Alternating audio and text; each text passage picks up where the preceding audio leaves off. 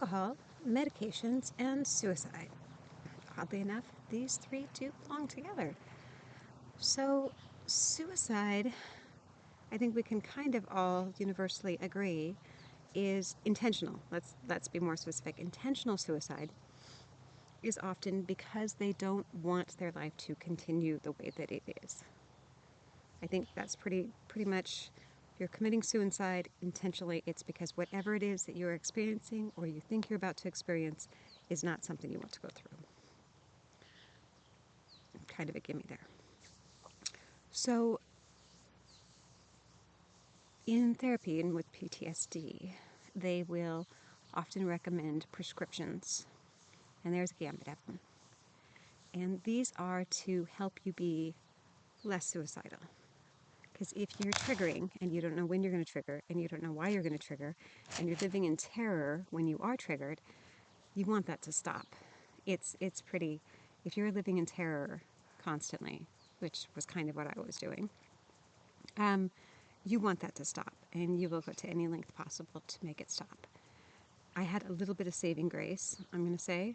There's a lot of people that love me very much.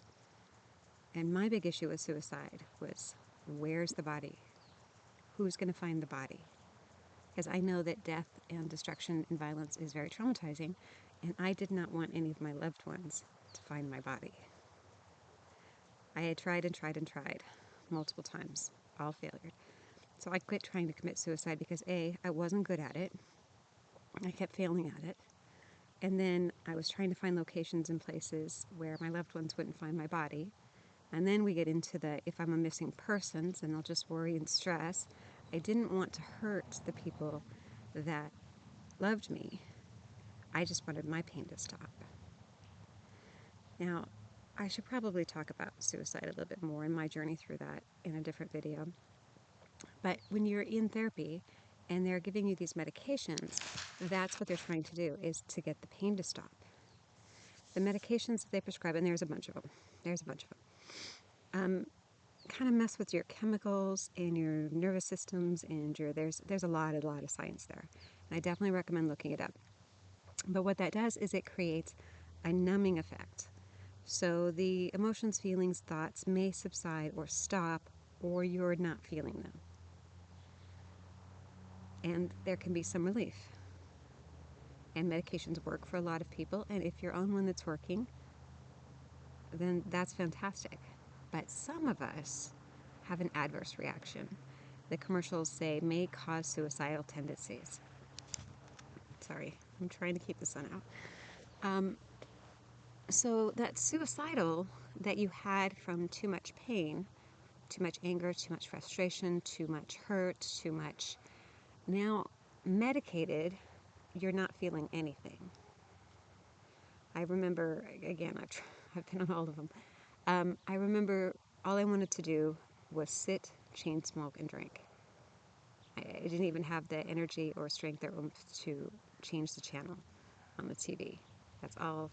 The only thing I really had in me was drinking and,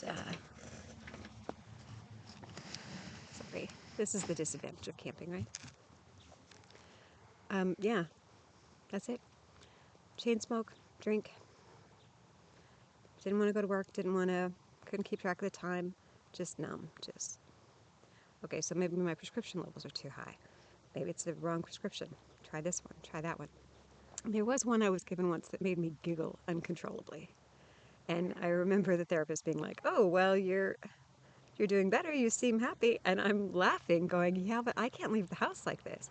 I can't function like this. I appreciate the fact that I can't stop giggling, but I am telling you, this is not a good way to function. And the whole time I'm laughing while I'm telling her. And so, of course, she's laughing too. And she's like, you're right. I agree with you. I'm like, yeah, this. So even though my body was physically giggling, inside I was furious because I'm like, this is not how I can function in society. So the response may not actually be a reflection of what's going on inside. Again, if you have one that works, fantastic, wonderful. I'm not telling you to stop taking your medications. However, for a lot of us, they don't work. And the side effects for them can create more suicidalness than we had. It's sometimes The pain, at least, is feeling. You feel like you're part of life. When you get to that point where days pass and all you can do is drink and chain smoke, that's not a life. There's no moving forward from there. That's their number one argument against marijuana is people don't do anything. Some of these medications will create that exact same sensation of not being able to think straight, not just zoning out. So the prescription drug, I would argue, is not any better for you than a lot of the street drugs that are out there. They are doing the same exact thing. The difference is accessibility and the price. So a lot of people do turn to street drugs. They're cheaper, they're easier to get a hold of, and if they've been on the prescriptions, it's the same frigging thing. Oh, why are they using this? I had a loved one just recently in the hospital, and they gave her fentanyl. We've got this, fentanyl is just so bad and evil. Yeah, well, they give it to you. So, of course, people want fentanyl. That's if they go to the hospital, that's what they do. They give them fentanyl. So, not me, by the way. I have no idea what it does. I don't even know what it smells like. But alcohol. Why do people? There is some studies and experts, and they don't understand why people with PTSD are so attracted to alcohol when alcohol can create all new levels of PTSD. This is actually very simple, and I am thinking that people doing these studies have not experienced PTSD. So let's break that down. I'm going to try to get more comfortable here. Okay. What do we got? We got the sun.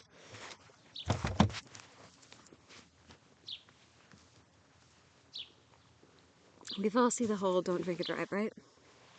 Because when you drink, it starts breaking down your system. So your reactions, you're slurred, and if you drink enough, it takes out your higher level thinking. You're thinking of reason. You're being able to correlate, and you tend to get into an emotional, instinctual state.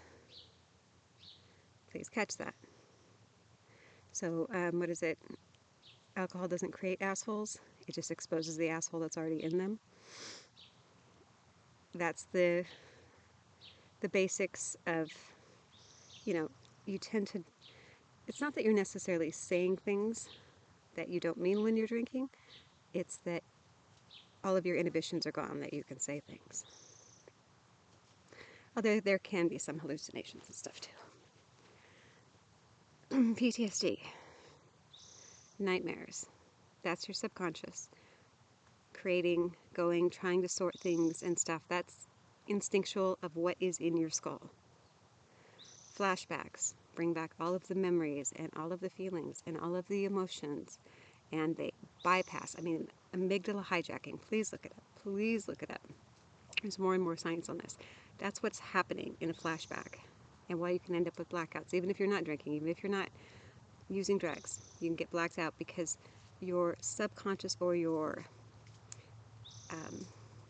animalistic instincts take over, and it literally shuts down your logic and thinking and reasoning. Alcohol does the same thing. So if you're having nightmares and flashbacks and you're suppressing them with alcohol, you're suppressing them with medications, you're suppressing them with, I shouldn't feel this way, you will start craving alcohol.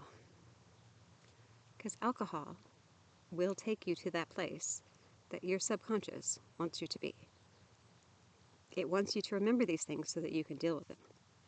It wants you to sort those emotions that overloaded you at one time, so that it's trying to work on this stuff, and it's tired and it's busy and it wants to quit. So the best way for it to get these things, think of it like you're in an office and you've got this inbox and you've got this stack of files and you want those files out of there, right? So you've got your to-do list and you're trying to check these things off so that it's not on your list anymore. Okay, that's done. Okay, that's done. Your subconscious is doing the same thing. It's like, hey, look, I still got this problem. We need to sort on this. So it shows up in your nightmares. It shows up in terrors. It shows up in flashbacks. Because you've got this, and it's messing with your life, and it's making these things. So you need to just do this. Or, let's see, what's another? How about a dripping sink?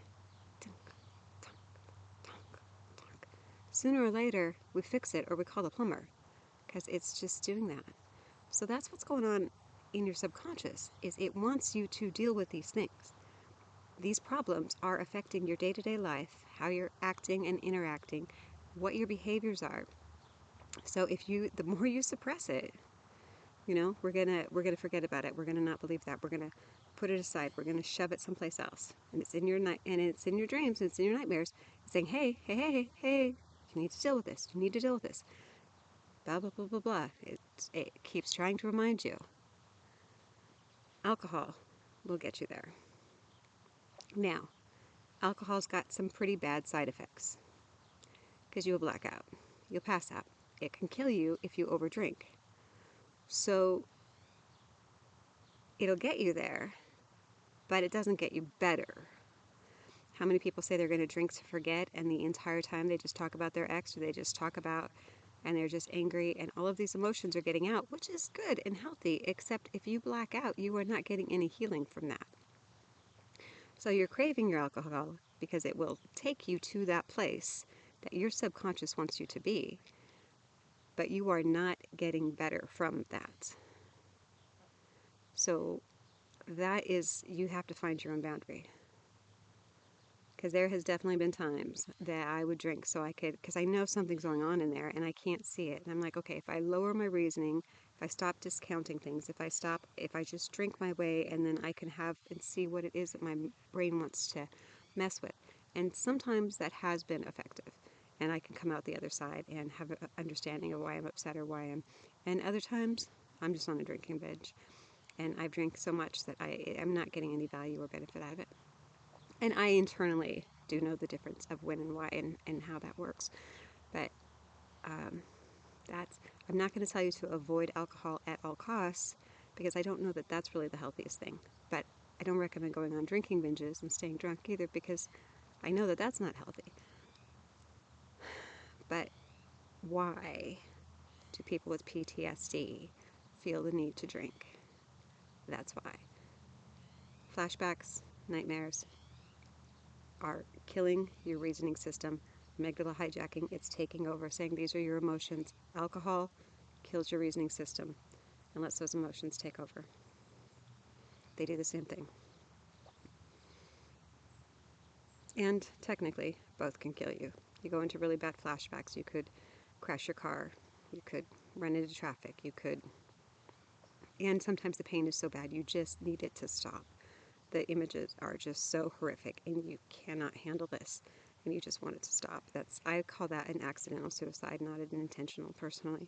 Even if they intentionally do it, again, when I was in that therapy session, that if you just hurt yourself enough, it'll take you out of flashbacks. I remember just trying to hurt myself enough so that the flashbacks would stop. I don't think those are intentional. If the mental health issue could get dealt with, I hate calling it a mental health issue. If there was a way for people or society to accept another's pain, empathy, sympathy, understanding, compassion, they wouldn't be in that position. I really do believe that. If you could talk about rape, molestation, domestic violence, child abuse, without getting we don't talk about those things. How come you're not over that? Just get over that. We don't want to hear those things. We could definitely lower or diminish or even alleviate most of this mental health crisis. So, there you go. Suicide medication and alcohol. They are very related. They are very related. I cannot advise you on meds. I cannot advise you on to drink or not drink. I cannot advise you on how. I can tell you how I got over suicidal. Oh, let's just put that in there. So, I was suicidal most of my life. I think I did talk about that. I didn't want my family to be hurt. I didn't want them to find the body. I tried several times and I wasn't good at it and I just gave up. But I really think I stopped being suicidal when I picked up the fuck it's. When I would be so depressed and want life to end and then realize, you know what, this is not working for me. Whatever it is, whether it be my job, whether it be the relationship I'm in, whatever it is that's working. And usually I'd hit a drinking binge or something and I'm like, yeah, no, we're changing this. I'm not going to spend my life drunk. And I'm not going to spend my life doing something that makes me miserable every day. And a lot of trial and error. And I've said things and done things that other people are not pleased with.